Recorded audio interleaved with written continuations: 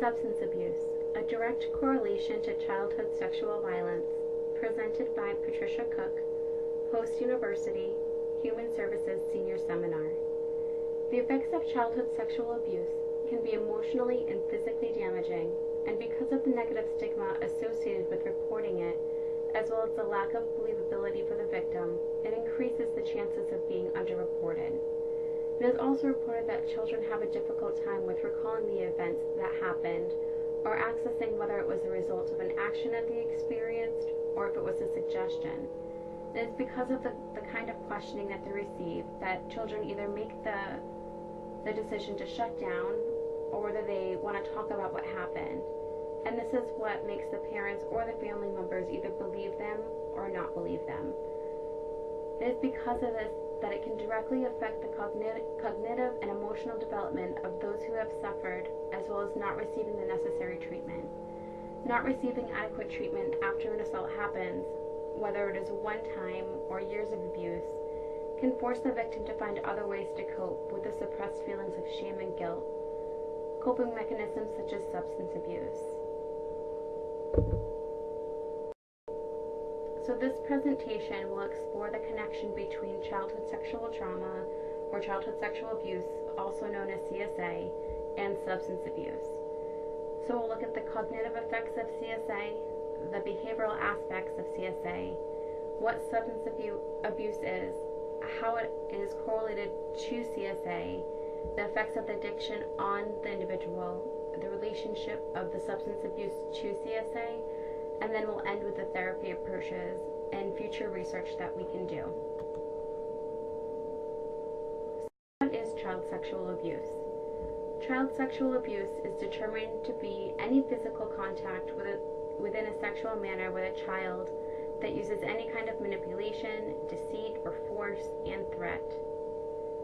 Childhood sexual abuse is the kind of abuse that generally happens close to home or in the home by a family member or close friend, which could contribute to the lack of reporting to authorities.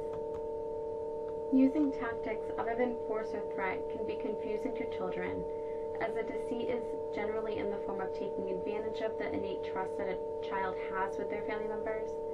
But also, if a child learns that they can no longer trust those within their family, their trust issues will then expand into other intimate relationships, such as friendships and partnerships as they get older.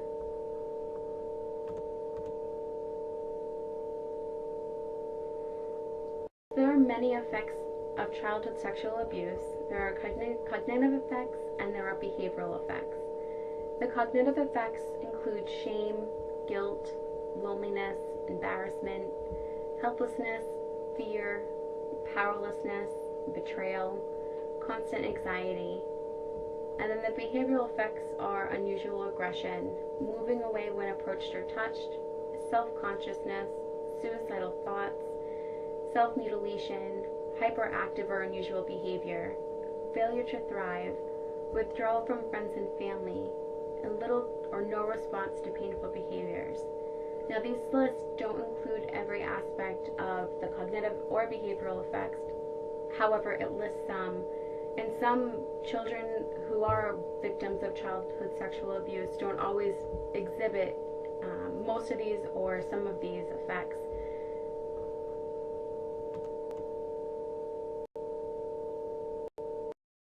So if we look at the statistics surrounding CSA, we can see that there's a huge gap of underreported sexual abuse, and then we can also see that there's a large gap of abuse that happens for boys and abuse that happens with girls.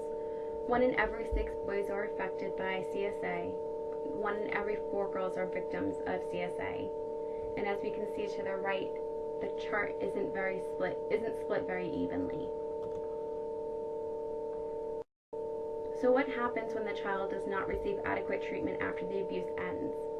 There could be short and long-term coping mechanisms that are developed. They may develop cognitive and behavioral challenges, as we've previously seen, and their dependency on drugs and alcohol may develop as a way to cope with their feelings. So how do they?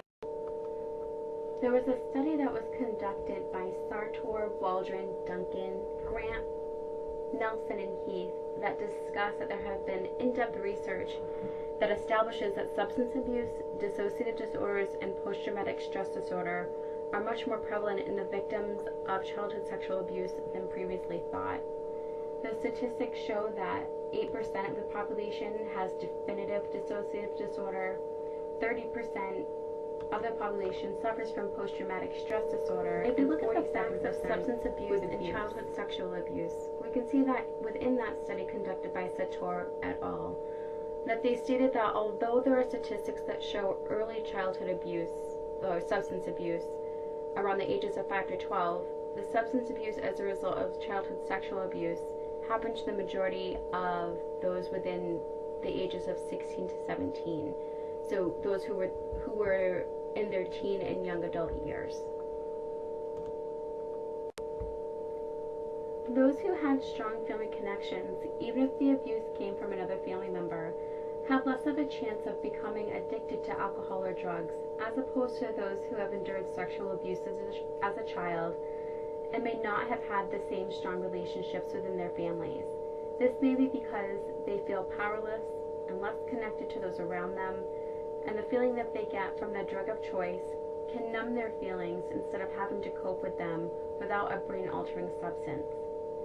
Finding the underlying disorder, even if the known cause is childhood sexual abuse, it could be the key and the correct approach to treat the substance abuse. So why may some individuals develop addictions and others may not? As we had previously stated, it could be because they have powerlessness over their emotions, they could be stuck within their feelings, they lack strong family relationships, they lack the connectedness with one another, they lack trust, or they may have previously experienced abuse. So what happens if addiction does occur? There are multiple approaches that can be taken to assist those who have developed an addiction, as well as therapy approaches to treat the underlying cause or causes. Addiction, according to Gon, Kaplan, Dwalski, Perry, Whitsom, does not often stand alone. It is accompanied with previous trauma such as abuse as a child. So if we look at the different psychological approaches, there are attachment theory, somatic experiencing, cognitive behavioral therapy, and motivational interviewing. And over the next few slides, we'll discuss what each of these are and how they can work with trauma and addiction.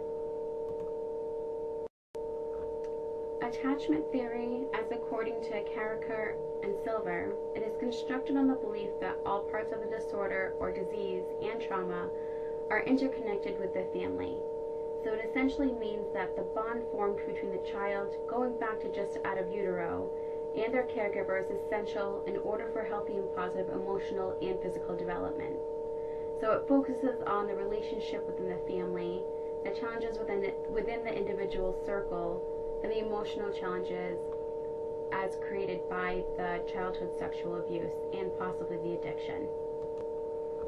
While being able to treat the addiction, we need to be able to treat the physiological aspects of the trauma that was experienced, and that can be done through somatic experiencing.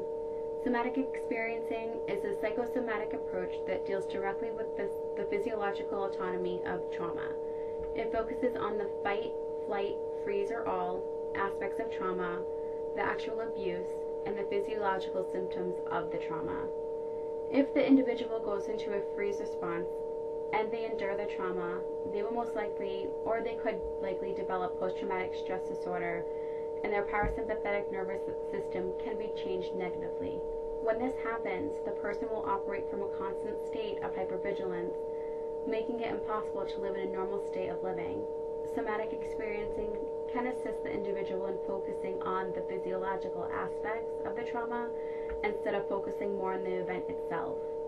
Allowing the person to work through the physical sensations that they still experience will allow their parasympathetic nervous system to regulate again so that they can retrain their brains to respond more normally to stress. Because operating from such a high level of stress, anxiety, and always being alert can contribute to the substance abuse issues, since they cannot currently respond to triggers in a normal manner. Alcohol or drugs can satiate their feelings of high anxiety. The important thing to understand, however, is that dealing with the physical symptoms may be the first thing that needs to be done, and then focus on the issues of substance abuse. And then we could find a way to incorporate multiple approaches to heal both of them. There are two. Substance abuse has developed into an intense public difficulty in our country, and it is challenged on whether or not substance abuse is an actual mental disorder or disease. Despite this conflict in thinking, there have been numerous approaches in conjunction with the attachment theory and somatic experiencing that have been developed to assist in treating substance abuse. It is often referred to as addiction, and addiction is a behavioral disorder caused by the initial start of a substance or behavior that an individual needs to repeat because of the feel-good reaction they receive from it. Addictive behaviors aren't always the abuse of drugs or alcohol, but it can be addiction to gambling, shopping, tobacco use. And in being able to treat all aspects of these addictions, especially if there are multiple that are coupled within each, it needs to be understood that there are two different aspects to what the addiction is. So there are two additional treatment approaches that can be used to help combat this. Those are known as cognitive behavioral therapy, known as CBT, as well as motivational interviewing. Both of them can work in conjunction with one another. Cognitive behavioral therapy is an approach that focuses on changing mental misrepresentations that trigger an individual back to substance abuse. It focuses on realigning negative behavioral patterns, resolution of problems, so problems such as addiction, and goal setting, which can help an addict to set positive goals and utilize those goals for rewarding behavior that's something other than the addictive behavior.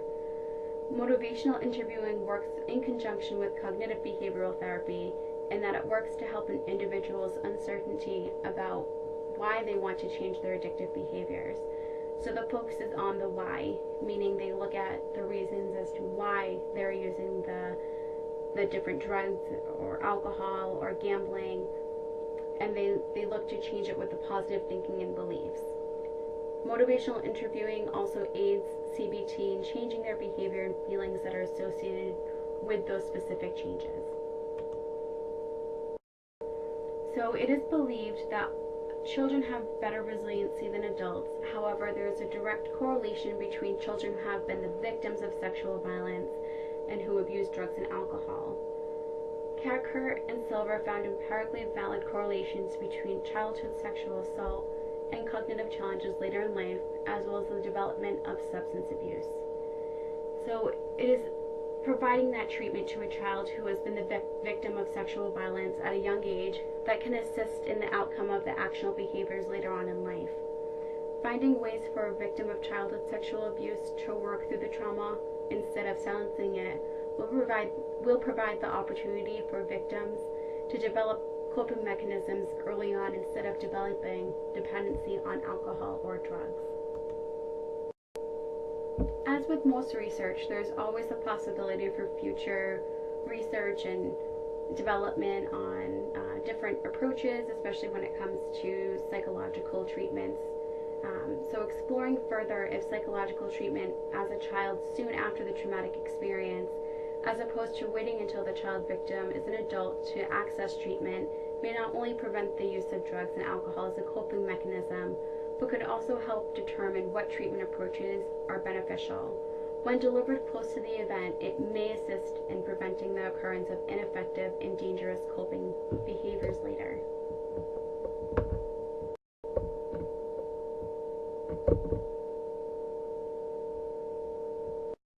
Thank you for listening and watching my presentation. I hope you enjoyed it.